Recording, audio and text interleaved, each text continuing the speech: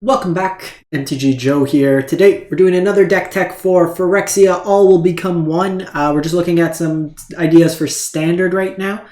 These decks will be kind of built without a sideboard, but you can always add one, basically seeing what the meta kind of shapes up at. But we're really just intending here to try out some new cards, see what works, what doesn't, and kind of brainstorm potential ideas leading into the new set.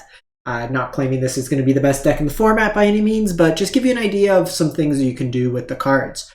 This particular deck will be a Simic Ivy. We're calling it Poison Ivy. Let's call it Simic Poison Ivy. And the reason we're doing that is kind of two cards that play really nice with each other. We have Ivy, Gleeful, Spellthief, 2 mana, 2/1 flying. Whenever a player casts a spell that targets only a single creature other than Ivy, you may copy that spell and the copy targets Ivy. Playing that with Venerated Rotpriest. So 1 mana, 1/2 toxic 1. So basically toxic means if it deals damage to an opponent, that opponent gets X amount of poison counters equal to the number associated. So 1 poison counter. If opponent has 10 poison counters, they lose the game regardless of their life total. And then whenever a creature you control becomes a target of a spell, target opponent gets poison counters. Now, this works if an opponent targets our creatures to kill them.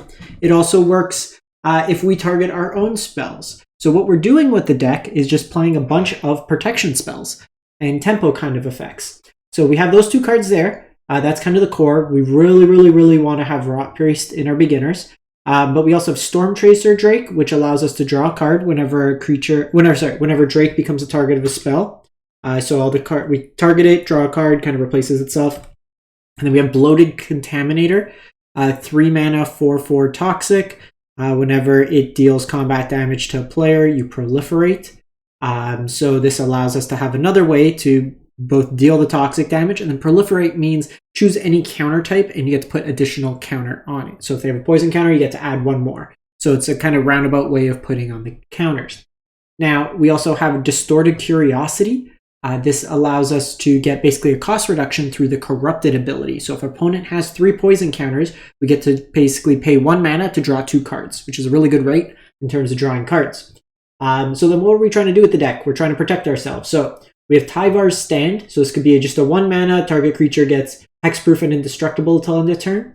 But if we have extra mana, we can use it as a combat trick to pump through damage and kind of push through additional kind of points damage, or trade up, or whatever it may be. So 1 mana that gets better as the game goes on.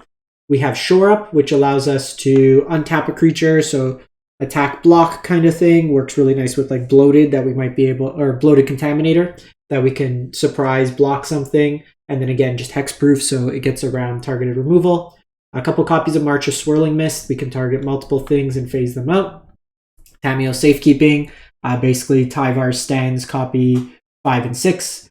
This one just gives us the additional life gain associated with it. Some Fading Hopes as just some interaction, just to bounce your opponent's stuff. You can also protect your own creature. You really want to keep this Rotpriest alive, so if it means targeting your own creature, bouncing it back, one way to do it in that regard. Slip Out the Back, phases out, puts counters. The counters can be proliferated as well, so some nice synergy there. And that's pretty much the deck. The mana base, 20 lands. The only thing I don't love about the mana base is we don't get a fast land in this cycle. It's, I forget, allied or enemy, whatever it is. So we only have basically 2 sets of duels that come into play untapped. So we are playing Otawara. I don't love having a dedicated tap land in a deck that necessarily wants a play on one. But depending on the matchup, you're likely not running out a naked Rotpriest anyways. You have so many protection spells that this is probably a spell you cast on turn 2 and then have protection up for it. Boseiju, Otawara mixed in as well. So that's a nice quick deck tech. Some Simic kind of prowess in a weird way, Magecraft in a weird way, but not really dealing damage so much as poisoning your opponent. So let me know what you think about this deck, if you'd approach it differently. And as always, you can drop any comments in terms of cards you're most excited to see, some deck lists, stuff like that. We're going to try to cover as many decks as we can ahead of the new set. And then as always, we do the meta breakdowns on the channel where we look at the top performing decks. We use stats from Untapped GG to have an analytical approach in terms of actually calling out what are the best decks, what are the best things to take to best of 1, best of 3, standard, historic, explorer, ladders. So definitely subscribe to the channel if you're interested in those things. We put those out weekly as well. So in any case, thanks for watching. Hope you have a great one and stay safe out there.